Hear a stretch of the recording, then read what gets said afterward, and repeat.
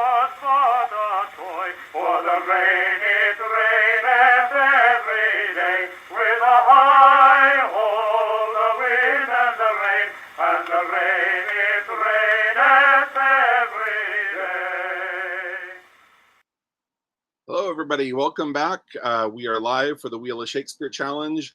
I am here with Sheila, Bill, and John to perform impromptu performances of the Bard, randomly chosen by the fate that is determined by the wheel. So we will have Bill is going to be our first performance today. He's going to perform a monologue chosen by the wheel, which I'm bring up right now. Okay.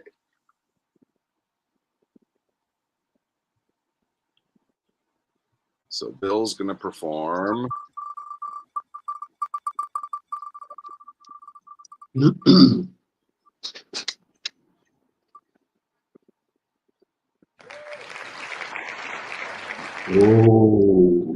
I hate the war. Oh, I hate the more. Iago. Okay, let me create the banner.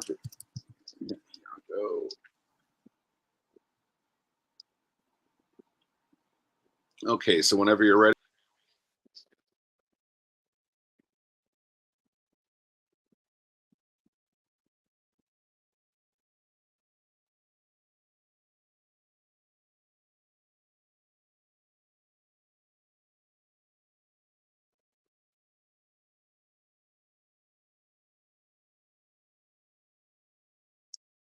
The acted scene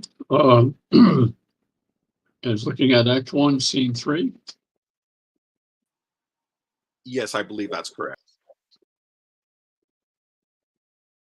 Act 1, Scene 3.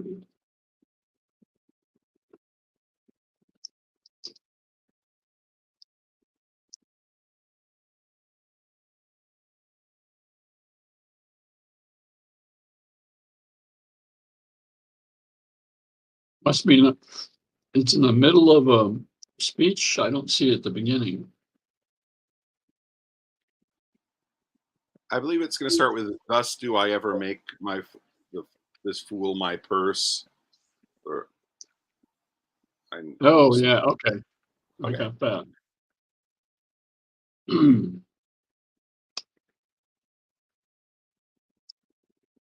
Thus do I ever make my fool my purse.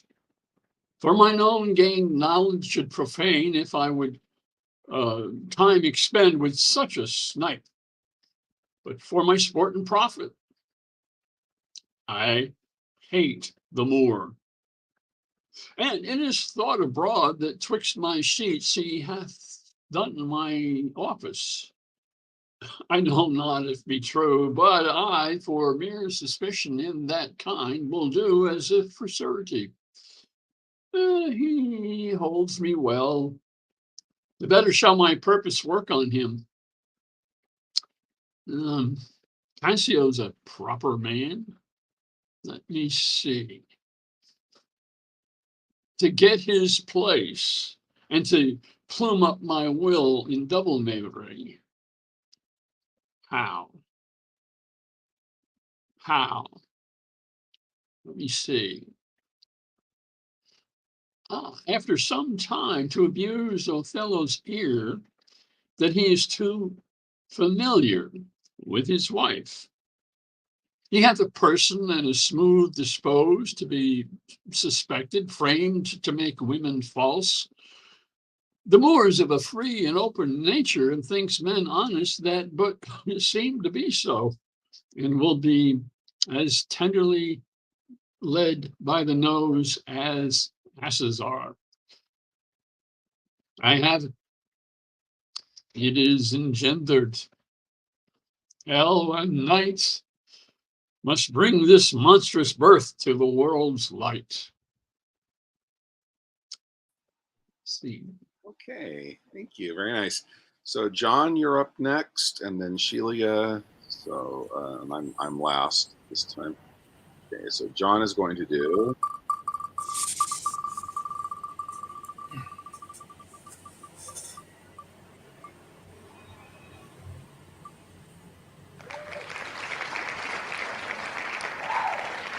Hermia.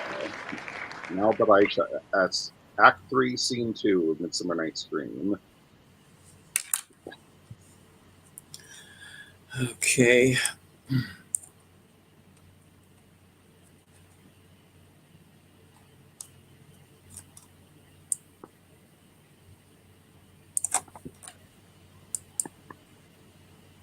And I believe that's the first line. Now that I tried Act 3, Scene 2 of Midsummer Night's Dream.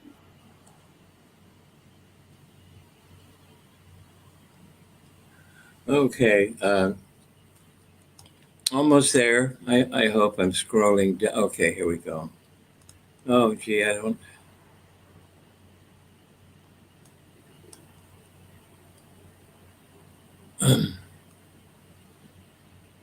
Okay, well, I'm struggling a little with the context, but here we go.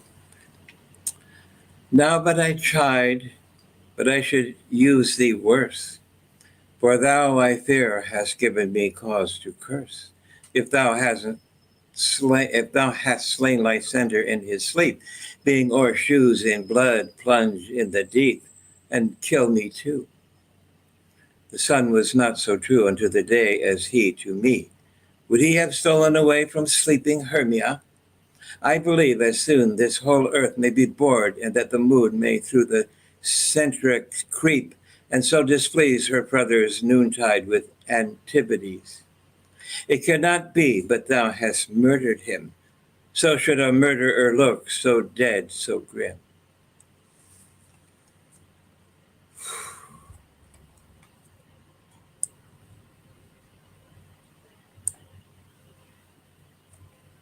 Okay, thank you. So, Sheila, you are up now. I am on deck. I will, after Sheila does.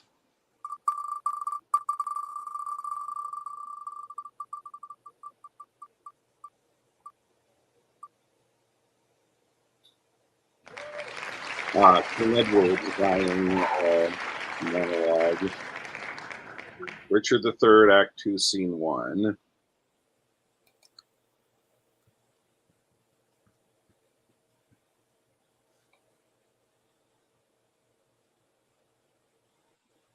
So whenever you're ready, go ahead.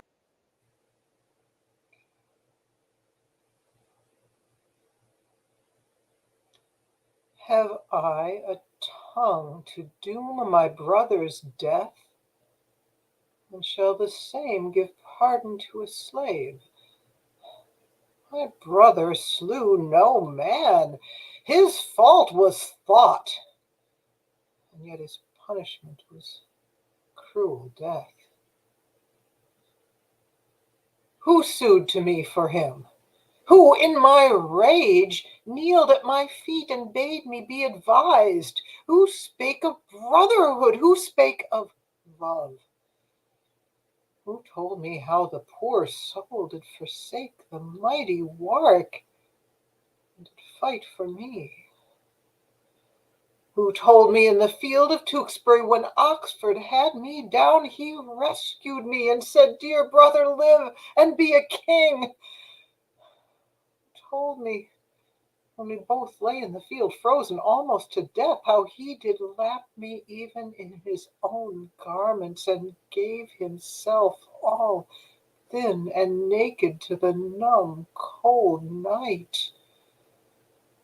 All this from my remembrance, brutish wrath, sinfully plucked, and not a man of you had so much grace to put it in my mind. But when your carters or your waiting vassals have done a drunken slaughter and defaced the precious image of our dear Redeemer, you straight are on your knees for pardon. Pardon.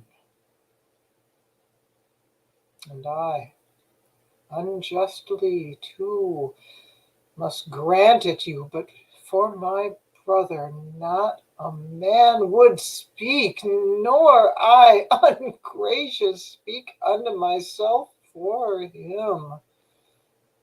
Poor soul.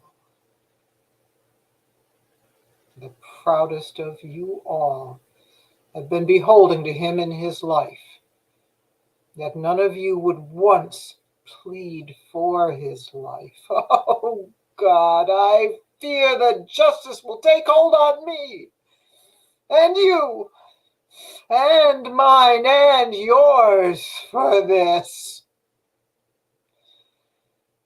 Come, Hastings, help me to my closet.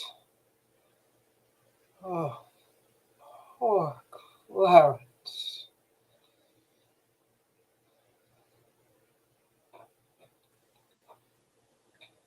Okay, thank you. So I have the last monologue before we spin for scenes, and I will be doing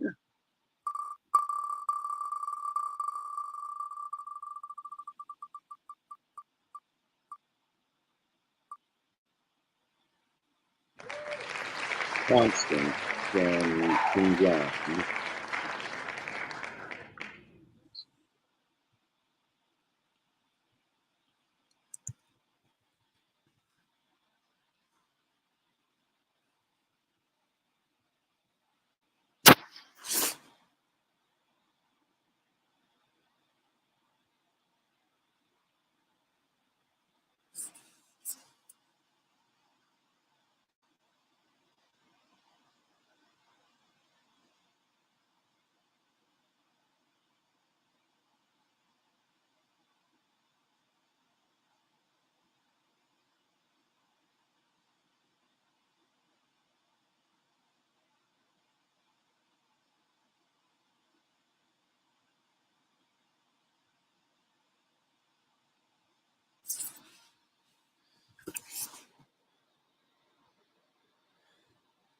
Grief fills the room up of my absent child, lies in his bed, walks up and down with me, puts on his pretty looks, repeats his words, remembers me of all his gracious parts, stuffs out his vacant garments with his form. Then have I reason to be fond of grief? Fare you well. That you such a loss as I could give better comfort than you do. I will not keep this form upon my head when there is such disorder in my wit. O Lord, my boy, my Arthur, my fair son, my life, my joy, my food, my all the world, my widow comfort and my sorrows cure.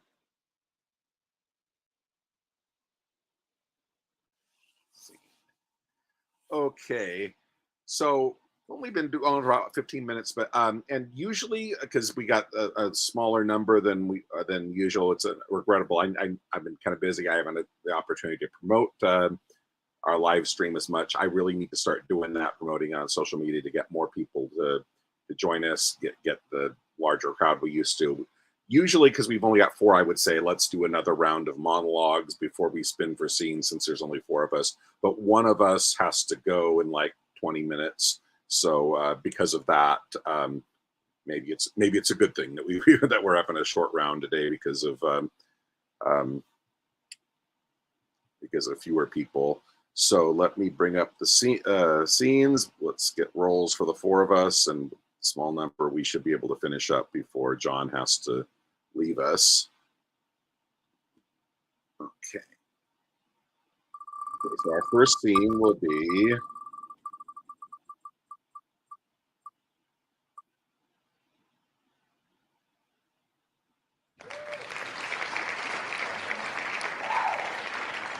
okay. Here's it. Henry VI, Part 1. This is the Talbots, father and son. Actually, it's two scenes back to back. It's like continuous. I think it's during a battle. They go off, but they come back on. It is continuous. So we'll do Act 4, Scene 5. I think the two scenes back to back, they flow continuously. Like there's some battle action in between them, but the dialogue will just continue as if uninterrupted. So we'll do them both. So Act 4, Scene 5 and 6.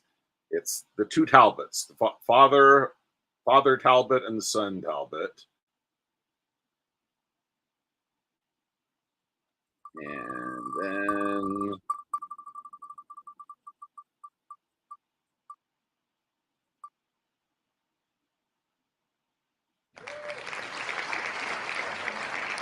Merchant of Venice, Portia and Marissa.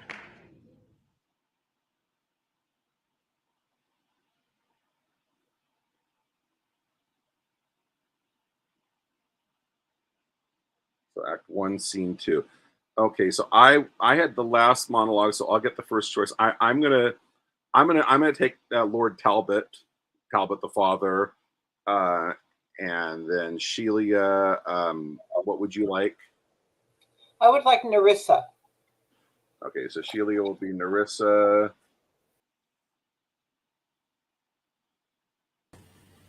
John, what would you like? May I just say, it aggrieves me a little bit that you would have to change, that what you normally would do because of me. Could I Oh no, no, suggest? no, no. It's not. I mean, doing a second monologue may have been something that the other people might have liked to do. Oh, I mean, I see. if you want to go ahead and do that, I could even just bail out Well, now. we've already spun. Why don't we do the scenes, and then, especially since Henry just joined us, let's Okay.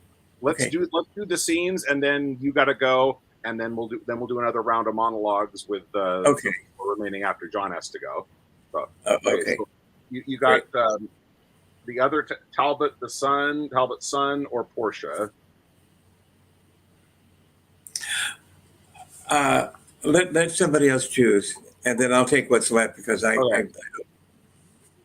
Okay, So- Bill, what would you like? How about Talbot Senior? Talbot, I took senior. Do you want junior? Oh, Junior. Okay. Okay, Bill will be, and so that leaves John to be Portia, and let's see, and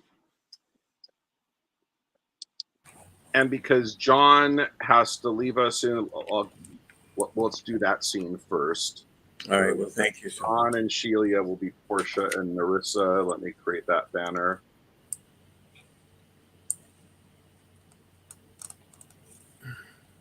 Okay, here.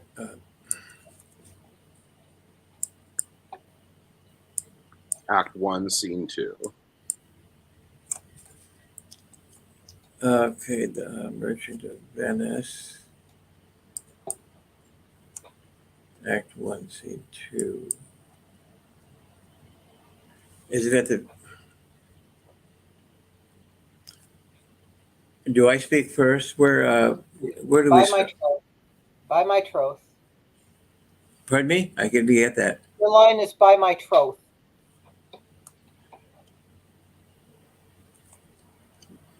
All right. So that's the beginning of the scene then, correct? Yes. By my troth. Got it. Okay, are we ready? Yes. Okay, thank you. By my troth, Nerissa, my little body is aweary of this great world. Oh, you would be sweet, madam, if your miseries were in the same abundance as your good fortunes are. And yet, for aught I see, they are as sick that surfeit with too much as they that starve with nothing. It is no mean happiness, therefore, to be seated in the mean. Superfluity comes sooner by white hairs, but competency lives longer. Good sentences and well pronounced. They would be better if well followed. If to do were as easy as to know what were good to do, chapels have been churches and poor men's cottages, princes' palaces. It is a good divine that follows his own instruction. I can easier teach 20 what were good to be done than be one of the 20 to follow mine own teaching. The brain may devise laws for the blood, but a hot temper leaps o'er a cold decree. Such a hair is madness into the youth, to skip o'er the meshes of good counsel, the cripple. But this reasoning is not in the fire fashion to choose me a husband. Oh me, the word choose. I may neither choose whom I would nor refuse whom I dislike. So is the will of the living daughter, curbed by the will of a dead father. Is it not hard, Nerissa, that I cannot choose one nor refuse none? Your father was ever virtuous, and holy men at their death have good inspirations. Therefore, the lottery that he hath devised in these 3 chests of gold, silver, and lead, whereof who chooses his meaning chooses you, will no doubt never be chosen by any rightly, but one who shall rightly love. But what warmth is there in your affection towards any of these princely suitors that are already come? I pray thee, overname them, and as thou namest them, I will describe them, and according to my description, level at my affection.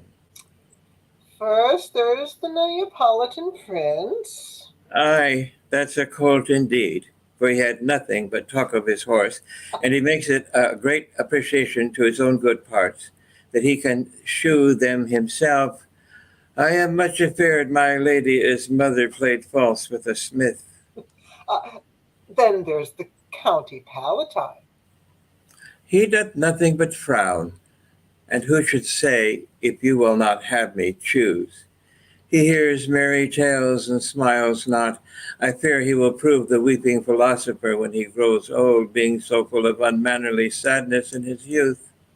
I had rather be married to the death's head with a bone in his mouth than to either of these. God defend me from these two. How say you by the French lord, Monsieur Le Bon? God made him, and therefore let him pass for a man. In truth, I know it is a sin to be a mocker, but he, why, he hath a horse better than the Neapolitans, a better bad habit of frowning than the court palatine. He is every man in no man. If a throstle sing, he falls straight a capering. He will fence with his own shadow. If I should marry him, I should marry 20 husbands. If he would despise me, I would forgive him, for if he loved me to madness, I shall never requite him. What say you then to Falconbridge, the young Baron of England? You know I say nothing to him, for he understands not me, nor I him. He hath neither Latin, French, nor Italian, and you will come into the court and swear that I have a poor pennyworth in the English. He is a proper man's picture, but alas, who can converse with a dumb show? How oddly he is suited. I think he brought his doublet in Italy, his round hose in France, his bonnet in Germany, and his behavior everywhere. What think you of the Scottish lord, his neighbor? That he hath a neighborly charity for him, for he borrowed a box of the ear of the Englishman and swore he would pay him again when he was able. I think the Frenchman became his surly and sealed under for another. How like you the young German, the Duke of Saxony's nephew? Very vilely in the morning when he is sober, and most vilely in the afternoon when he is drunk. When he is best, he's a little worse than a man, and when he is worst, he is little better than a beast. And the worst fall that ever fell, I shall never. And the worst fall that ever fell, I hope I shall make shift to go without him. If he should offer to choose, and choose the right casket, you should refuse to perform your father's will if you should refuse to accept him. Therefore, for fear of the worst, I pray thee, set a deep glass of reddish wine in the contrary casket. For if the devil be within, and that temptation without, I know he will choose it. I will do anything, Nerissa, ere I'll be married to a sponge. You need not fear, lady, the having of any of these lords. They have acquainted me with their determinations, which is, indeed, to return to their home and to trouble you with no more suit, unless you may be won by some other sort than your father's imposition, depending on the caskets. If I to be as old as Sevilla, I will die as chaste as Diana, unless I be obtained by the manner of my father's will. I am glad the parcel of wooers are so reasonable, for there is not one among them but I dote on his very absence, and I pray God grant them a fair departure. Do you not remember, lady, in your father's time, a Venetian, a scholar and a soldier that came hither in company of the Marquis de Montferrat? Yes, yes, it was Bosanio, as I think he was so called. True, madam, he of all the men that ever my foolish eyes did look upon was the best deserving a fair lady. I remember him well, and I remember him worthy of thy praise.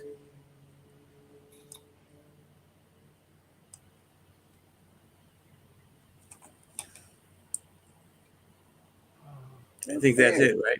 Good job, you guys. So now myself and Bill are gonna do Lord Talbot and Son.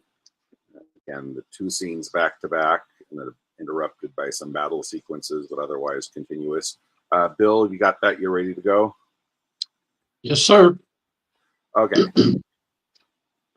O young John Talbot, I did send for thee to tutor thee in stratagems of war, that Talbot's name might be in thee revived when sapless age and weak, unable limbs should bring thy father to his drooping chair. But O malignant and ill-boding stars, now thou art come unto a feast of death, a terrible and unavoided danger. Therefore, dear boy, mount on my swiftest horse, and I'll direct thee how thou shalt escape by sudden flight. Come, dally not, be gone. Is my name Talbot? And am I your son? And shall I fly? Oh, if you love my mother, dishonor not her honorable name to make a bastard and a slave of me. The world will say, he is not Talbot's blood that basely fled when noble Talbot stood. Fly to revenge my death if I be slain. He that flies so will ne'er return again. If we both stay, we both are sure to die. Then let me stay, and father, do you fly. Your loss is great, so your regard should be. My worth unknown, no loss is known in me. Upon the death the French can little boast. In yours they will, in you all hopes are lost. Flight cannot stain the honor you have won, but mine it will, that no exploit have done. You fled for vantage, everyone will swear, but if I bow, they'll say it was for fear. There is no hope that ever will I stay. If the first hour I shrink and run away, here on my knee I beg mortality rather than life preserved with infamy. Shall all thy mother's hopes lie in one tomb? Aye, rather than I'll shame my mother's womb. Upon my blessing, I command thee go. To fight I will, but not to fly the foe. Part of thy father may be saved in thee. No part of him, but will be shame in me. Thou never hadst renown, nor canst not lose it. Yes, but your renowned name shall flight abuse it. Thy father's charge shall clear thee from that stain. You cannot witness for me being slain. If death be so apparent, then both fly. And leave my followers here to fight and die? My age was never tainted with such shame. And shall my youth be guilty of such blame? No more can I be severed from your side than can yourself in twain divide. Stay, go, do what you will, the like do I. For live I will not, if my father die. Then here I take my leave of thee, fair son, born to eclipse thy life this afternoon. Come, side by side together live and die, and soul with soul from France to heaven fly. St. George in victory! Fight, soldiers, fight! The regent hath with Talbot broke his word, and left us to the rage of France his sword. Where's John Talbot? Pause and take thy breath. I gave thee life, and rescued thee from death. Oh, twice my father, twice am I thy son. The The life thou gavest me first was lost and done, till with thy warlike sword, despite of late, to my determined time thou gavest new date. When from the Dauphin's crest thy sword struck fire, it warmed thy father's heart with proud desire of bold-faced victory. Then let an age, quickened with youthful spleen and warlike rage, beat down Alencon, Orleans, Burgundy, and from the pride of Gallia rescued thee, the ireful bastard Orleans, that drew blood from thee, my boy, and had the maidenhood of thy first sight, I soon encountered. And interchanging blows I quickly shed some of his bastard blood, and in disgrace bespake him thus, contaminated base. And misbegotten blood I spill of thine, mean and right poor, for that poor blood of mine, which thou didst force from Talbot, my brave boy. Here, purposing the bastard to destroy, came in strong rescue. Speak thy father's care. Art thou not weary, John? How dost thou fare? Wilt thou yet leave the battle, boy, and fly? Now thou art sealed the son of chivalry. Fly, to revenge my death when I am dead. The help of one stands me in little stead. Oh, too much folly is it, well I wot, to hazard all our lives in one small boat. If I today die not with Frenchman's rage, tomorrow I shall die with mickle age. By me, a nothing gain as if I stay. 'Tis but the shortening of my life one day. In thee thy mother dies, one household's name, my death's revenge thy youth, and England's fame. All these and more we hazard by thy stay. All these are saved if thou wilt fly away. The sword of Orleans hath not made me smart. These words of yours draw lifeblood from my heart. On that advantage, bought with such a shame, to save a paltry life and slay bright fame. Before young Talbot from old Talbot fly, the coward horse that bears me fail and die. And like me to the peasant boys of France, to be shamed, scorned, and subject of mischance. Surely by all the glory you have won, and if I fly, I am not Talbot's son. Then talk no more of flight. It is no boot. If son to Talbot, die at Talbot's foot. Then follow thou, thy desperate sire of Crete. Thou Icarus, thy life to me is sweet. If thou wilt fight, fight by thy father's side, and in commendable proved, let's die in pride. Okay. That was a fun one to add. Recent. Okay, so Henry, who joined us late, will do we'll do his monologue, and then if everyone's okay, since he joined us, we'll go ahead and let's do another round of monologues for us all, and then Henry didn't participate in the scene, so what we'll do, let's the four of us do another monologue, then we'll spin for a scene, and Henry can choose which role in that scene he wants, and then we'll let the wheel determine which person will go a second time to be his partner in whatever scene he gets.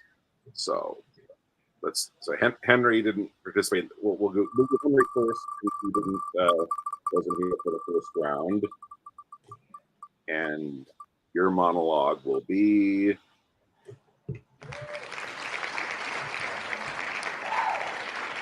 Theseus, Act 5, Scene 1, begins more strange than true.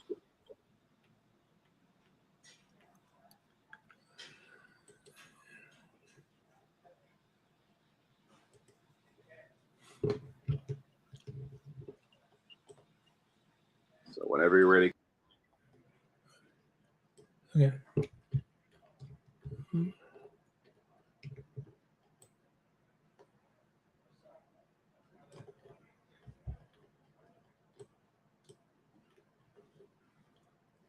Sorry, just rearranging my screen here. Okay. Can you hear me okay?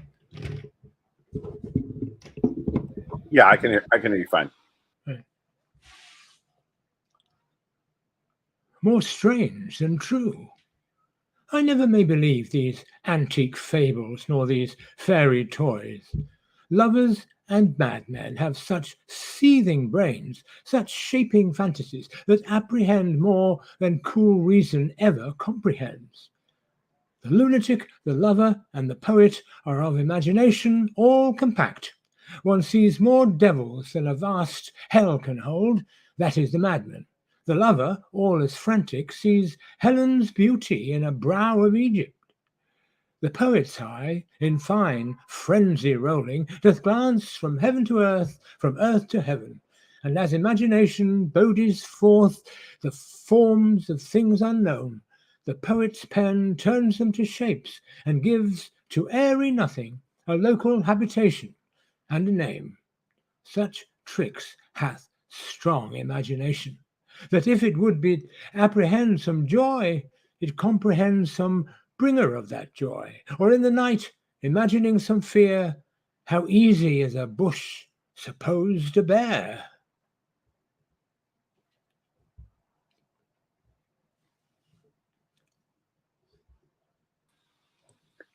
Okay, thank you. So let's see, what was the so the three of us have already gone and doing it. It'll be Bill, Sheila, and then me, and then we'll spin for Henry's scene. Okay, so Bill, second monologue is going to be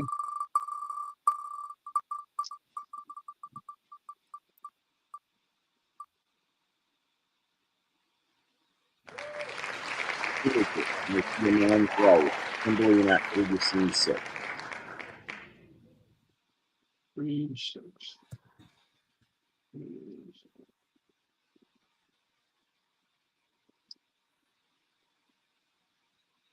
So whenever you're ready. I see a man's life is a tedious one. I have tired myself, and for 2 nights together have made the ground my bed. I should be sick, but that my resolution helps me. Milford, when from the mountaintop Pisanio showed thee thou wast within a ken. Oh, Jove, I think the foundations fly the wretched. Such, I mean, where they should be relieved. 2 beggars told me I could not miss my way. Will poor folks lie that have afflictions on them, knowing 'tis a punishment or trial? Yes, no wonder when rich ones scarce tell truth. To lapse in fullness is sorer than to lie, for need and falsehood is worse in kings than beggars. My dear Lord, thou art one of the false ones. Now I think on thee, my hunger's gone, but even before I was at point to sink for food. But what is this? Here is a path to it, to some savage hold. I were best not to call. I dare not call. Yet famine, there clean it overthrow in nature makes it valiant. Peace and plenty and peace breeds cowards. Hardness ever of hardness is mother. Oh, who's there? If anything that's civil, speak. If savage, take or lend. Oh, no answer? Then I'll enter. Best draw my sword, and if mine enemy but fear the sword like me, he'll scarcely look on such a foe. Good heavens!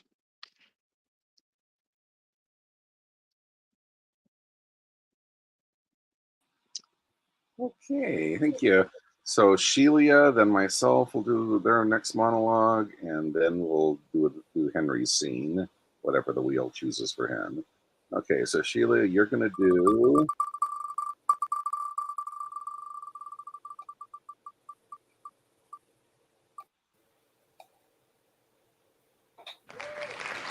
Oh my goodness. What would you like to do? Oh, gracious me. I I don't have my notes, do I? All right, let's do Henry V, the prologue to the play. Oh, for a Muse of Fire. Okay. Hold on a second.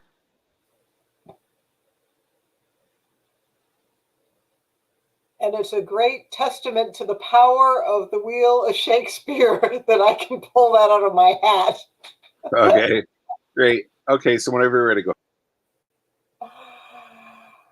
Oh, for a Muse of Fire that would ascend the brightest heaven of invention, a kingdom for a stage, princes to act, and monarchs to behold the swelling scene.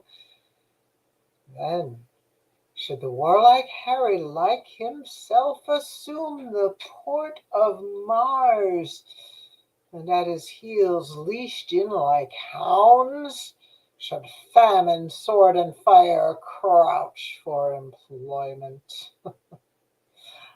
But pardon, and gentles all, the flat, unraised spirits that have dared on this unworthy scaffold to bring forth so great an object. Can this cockpit hold the vasty fields of France? Or may we cram within this wooden the very casks that did affright the heir of Agincourt? Oh, pardon. Since a crooked figure may attest in little place a million, and let us ciphers to this great accompt on your imaginary forces work. Suppose within the girdle of these walls are now confined two mighty monarchies, whose high upreared and abutting fronts the perilous narrow ocean parts asunder. Piece out our imperfections with your thoughts. Into 1,000 parts divide one man, and make imaginary puissance. Think when we talk of horses that you see them, printing their proud hoofs in the receiving earth. For 'tis your thoughts that now must deck our kings, carry them here and there, jumping o'er times, turning the accomplishment of many years into an hourglass, for the which supply admit me chorus to this history, who, prologue like, your humble patience pray, gently to hear, kindly to judge our play. Great. And good choice for choosing it off the cuff when you spun wild card. I've always loved that one. Okay, so my second monologue before we spin for Henry's scene will be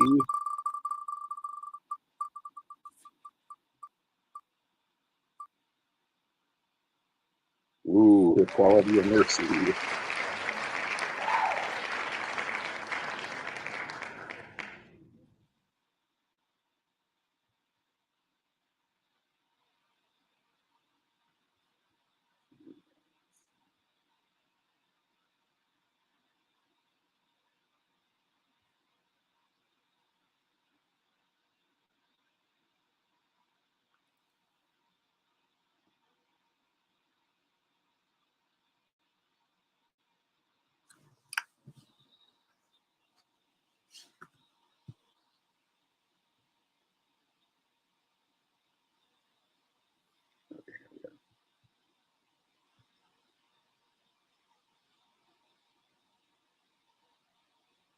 The quality of mercy is not strained.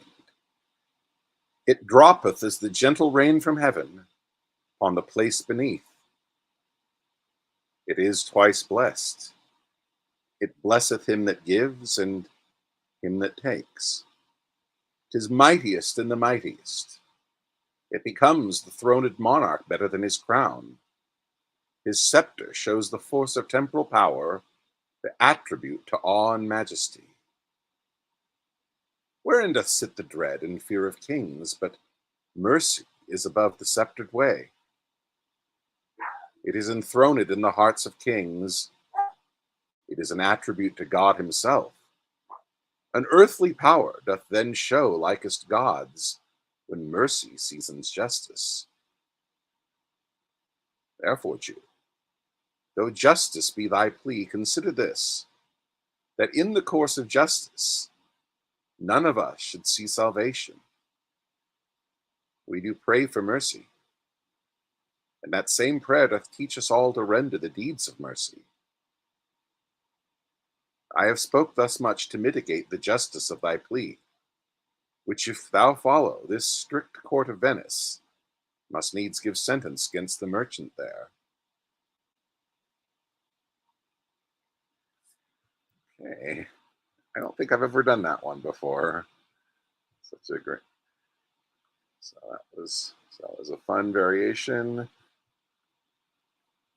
Okay, let's see this one. Let's see what scene. Let's get another scene for Henry to do.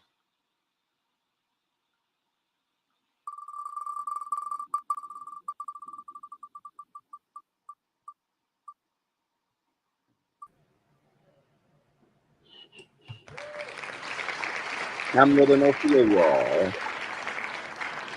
Okay, so you get to choose. You want to be Hamlet or Ophelia, Henry? I'll do Hamlet, please. Yeah.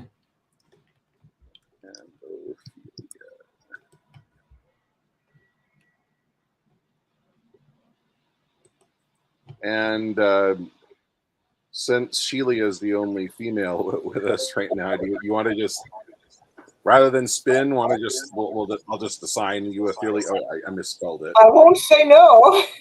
Okay, I'll just assign it to you. Make it easier. So Hamlet comes in first, and I think am this I is already from on the. stage? I think it starts from the conclusion of his to be or not to be monologue when she Okay, enters. yes, because it looks like I am. Yeah, I believe it'll start with Softly Now, the fair Ophelia. So from there. Okay, so whenever you're ready, go.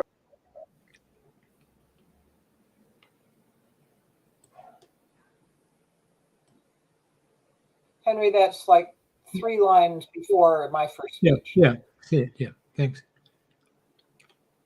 Soft you now, the fair Ophelia, nymph, in thy orisons be all my sins remembered.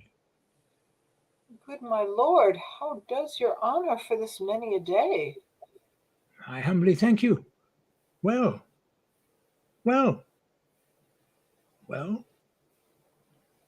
My lord, I have remembrances of yours that I have longed to redeliver. I pray you now receive them. No, not I. I never gave you aught. Oh, my honored lord, you know right well you did. With them words of so sweet breath composed as made the things more rich. Their perfume lost. Take these again, for to the noble mind rich gift wax poor when givers prove unkind. There, my lord. Are you honest? My lord? Are you fair? What means your lordship? That if you be honest and fair, your honesty should admit no discourse to your beauty. Could beauty, my lord, have better commerce than with honesty? Aye, truly, for the power of beauty will sooner transform honesty from what it is to a bawd than the force of honesty can translate beauty into his likeness. This was sometime a paradox, but now the time gives it proof. I did love you once. Indeed, my lord, you made me believe so. You should not have believed me, for virtue cannot so inoculate our old stock, but we shall relish of it. I loved you not. I was the more deceived. Get thee to a nunnery. Why wouldst thou be a breeder of sinners? I am myself indifferent, honest, but yet I could accuse me of such things that it were better my mother had not borne me. I am very proud, revengeful, ambitious, with more offences at my beck than I have thoughts to put them in, imagination to give them shape, or time to act them in. What should such fellows as I do, crawling between earth and heaven? We are arrant knaves all. Believe none of us. Go thy ways to a nunnery. Where's your father? At home, my lord. Let the doors be shut upon him, that he may play the fool nowhere but in his own house. Farewell. Oh, help him, you sweet heavens. If thou dost marry, I'll give thee this plague for thy dowry. Be thou as chaste as ice, as pure as snow, thou shalt not escape calumny. Get thee to a nunnery. Go, farewell. Or if thou wilt needs marry, marry a fool. For wise men know well enough what monsters you make of them. To a nunnery, go, and quickly too. Farewell. Oh, heavenly powers, restore him. I have heard of your paintings too, well enough. God hath given you one face, and you make yourselves another. You jig, you amble, and you lisp. You nickname God's creatures, and make your wantonness your ignorance. Go to. Oh, no more on't. It hath made me mad. I say we will have no more marriages. Those that are married already, all but one, shall live. The rest shall keep as they are. To a nunnery. Go. Oh, what a noble mind is here o'erthrown. The courtiers, soldiers, scholars, eye, tongue, sword, the expectancy and rose of the fair state, the glass of fashion and the mold of form, the observed of all observers, quite down. And I, of ladies, most deject and wretched, except the honey of his music vows. Now see that noble and most sovereign reason, like sweet bells, jangled out of tune and harsh. That unmatched form and feature of blown youth, blasted with ecstasy. Oh, woe is me to have seen what I have seen, see what I see.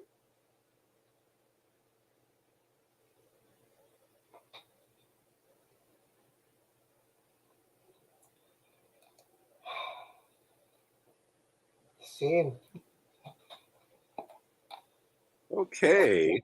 Great job today, everybody. Loved your performances. Glad glad Henry eventually made it, and I thought we were going to have a very small round, but then some people showed up a little bit late, and we ended up getting a decent round in anyway. So, and great performances. Thank you, everybody, for participating, and I look forward to seeing you all same time next week for the Wheel of Shakespeare Challenge. See you then. Bye now.